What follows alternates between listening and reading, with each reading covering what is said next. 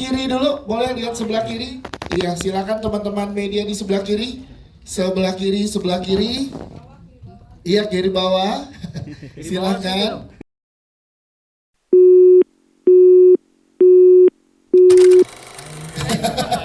Langsung ditodong sebelah kanan ya. Boleh silakan. Kalau boleh jujur, aku tuh sekarang nggak bisa ngomong pakai satu kata doang sih. Aku cuma cerita doang. Ketika aku nonton film ini, aku tuh sebenarnya sempet jauh sama keluarga. Dan pas aku nonton ini, aku berasa aku introspeksi diri. Itu aku langsung jadi deket lagi sama keluarga. Jadi menurut aku film ini mesti banget ditonton karena pertama relate banget dan bisa banget untuk menjadi introspeksi diri kalian terhadap keluarga kalian. Itu dia. Terima kasih. Mas Lukman Sardi. Gimana caranya supaya ngomong ini nggak menggurui dan terlalu gimana? Agak bingung sebenarnya. Ya kita perlu waktu buat nonton film ini untuk menyelami apa yang kita rasakan dalam kehidupan, dan dari film ini aku menemukan bahwa kesembuhan bisa terjadi kalau kita berani bicara atau menyatakan. Itu baru terjadi yang namanya kita bisa healing, bisa apa segala macam. That's the point of this movie gitu, komunikasi dan segala macam. Dan aku pikir ini sangat terhubung dengan kita semua, mau itu yang belum punya keluarga utuh, keluarga yang mungkin udah berbeda, atau keluarga dalam posisi yang berbeda. Film ini buat semua. Itu aja. Terima kasih Mas Lukman Sardi. Bisa ya nih, silakan bisa. Kenapa kita harus nonton? Mungkin kita perlu waktu. Kenapa? Karena jarang sekali kita menemukan film keluarga yang jujur, realis, apa adanya, manusiawi. Hanya di mungkin kita perlu waktu, kita bisa temukan. Bisa Biani, terima kasih. Bima Azril. Jujur dari aku pribadi, aku banyak belajar dari nonton film ini. Gak cuma jadi dari aktornya, tapi ketika aku nonton banyak banget yang aku pelajari tentang komunikasi, tentang waktu, tentang keluarga, banyak banget. Dan juga mungkin aku mewakilkan untuk personal aku sendiri ketika aku menonton film ini. Buat kalian yang mungkin susah untuk bisa bicara langsung dengan orang tua, dengan anak, di film ini tuh dijelaskan sesuai POV-nya masing-masing tanpa menggurui. Jadi kalian gak akan disalahkan sebagai posisi anak, sebagai bapak akan disalahkan enggak. Tapi di film ini tuh jadi apa ya, menjadi salah satu saluran untuk kalian bisa tahu sisi anak, sisi ayah, sisi ibu seperti apa gitu. Bima Azril, terima kasih. Wina silakan. Ya, yang pasti buat saya pribadi film ini mungkin salah satu film yang penting untuk ditonton masyarakat Indonesia, karena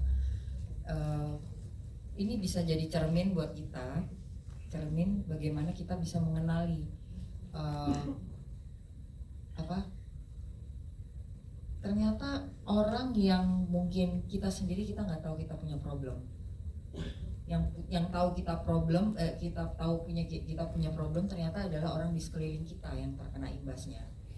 Jadi ini mungkin bisa jadi cermin yang lengkap gitu, karena ada dari sisi seorang ibu, dari sisi seorang ayah, anak muda, semua mewakili perasaan-perasaan yang mungkin kita rasakan sehari-hari tapi kita nggak sadari itu gitu. Jadi mungkin aku rasa ini film yang penting, dan aku salut dengan Teddy dan filmmaker yang bisa membuat film yang jarang ini buat Indonesia gitu. Terima kasih. Terima kasih. Mas Teddy Sriat aja silakan. Mungkin kalau saya cerita sedikit mengenai film ini dari sudut pandang saya as a writer sebagai filmmakernya ya. Saya selalu bilang saya nggak akan bisa bikin film mungkin kita perlu waktu di saat umur saya 30-an atau 20-an. It will be a very premature film kalau saya bikin di umur 30-20-an. Tapi karena umur saya sudah sekian, saya nggak perlu sebut berapa, hampir bersebut tadi. Karena umur saya sudah sekian, saya udah punya 3 anak, saya udah pernah merasakan kehilangan. Jadi for me it's a practice of empathy gitu ya, maksudnya kalau dari karakternya. Jadi I think film ini tuh buat saya penting karena it's a practice of empathy aja terhadap keluarga, terhadap sama manusia gitu. Jadi I try to make this film sejujur mungkin, dan ya itu I think it's film for the family. Terima kasih Mas Teddy. Bu Shirley silakan. Well, I think everything has been said very well. Tapi kalau dari tempatku, dari Idea Pictures sebenarnya lebih mau meminta teman-teman untuk mendukung industri film Indonesia secara keseluruhan. Sebenarnya the way that Idea Pictures wants to support the industry dengan nonton. Mungkin kita perlu waktu karena kita punya misi di sini juga di setiap filmnya kami untuk after effect atau impact yang diberikan dari film itu sendiri, termasuk di dalam mungkin kita perlu waktu, mungkin lebih pengulangan juga, bahwa after you watch this film kita mau pulang keluar dari bioskop, mungkin kita perlu hug someone, mungkin kita harus senyum, mungkin kita harus say hi, mungkin harus minta maaf, atau mungkin harus bercerita. Those kind of impacts kita percaya bahwa melalui film itu semua bisa juga tersampaikan. So let's support the industry and also the film definitely, please. Ya, itu dia. Tepuk tangan teman-teman sekali lagi. Kami persilakan untuk berdiri, kita akan Kehilangan sesuatu gitu ya. Jujur kalau secara personal aku belum pernah mengalami trauma yang sangat dalam seperti di Ombak. Maksud aku karakter Ombak ini masih jauh di atas aku secara personal gitu. Tapi ya trauma kan bisa apa aja gitu, nggak mesti sesuatu yang besar gitu. Cuman kalau dari aku personal sih aku lebih ngalihin, kalau aku tipe pribadi yang lebih suka untuk ngobrol ke teman gitu. Jadi aku lebih suka untuk gimana caranya aku nggak mau ngerasa aku sendirian gitu. Jadi aku butuh sosok teman, aku butuh pendapat mereka tentang masalah yang aku alami, aku butuh di cheer up sama teman atau sama pasangan. Dan juga kalau dari aku sih aku lebih ke ngalihin misalnya main musik, main basket gitu, karena ya lagi-lagi aku belum pernah mengalami trauma yang sebesar Ombak gitu.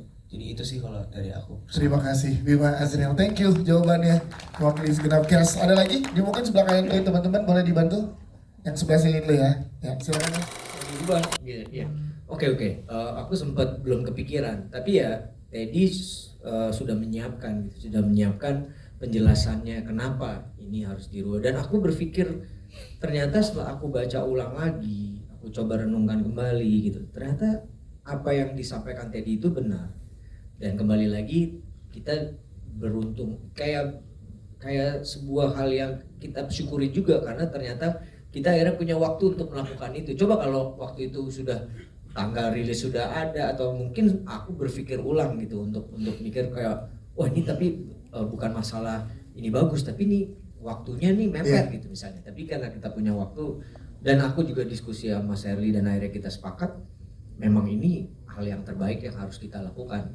Kembali lagi bahwa as a producer kadang-kadang kita juga harus melihat visi sutradara itu sendiri gitu, bukan karena ini kolaborasi ya. Aku meyakini bahwa kolaborasi itu membuat sesuatu jadi lebih kuat gitu. Kita di sini nggak kerja sendiri-sendiri gitu. Dan aku melihat visinya Teddy pada saat itu untuk merubah terutama di ending buat aku jadi sangat kuat gitu. Jadi sangat yang tadi bilang, jadi ada closure yang adil buat Restu dan Kasih juga, yang mungkin waktu di JAV ada yang penasaran nggak akhirnya pengen nonton yang di JAV? Akhirnya nonton lagi di sini Mas. Enggak, siapa tahu tiba-tiba yang belum nonton di JAV pengen nonton dong yang waktu di JAV, jadi bisa ngelihat perbandingannya gitu. Ya siapa tahu kan, kita nggak pernah Kayak tahu. dua versi. Iya kan? Ya itu sih kalau dari aku pribadi. Dan Berikan poster terbaik dan juga senyuman terbaiknya buat teman-teman media di sebelah kanan. Aman teman-teman sebelah kanan?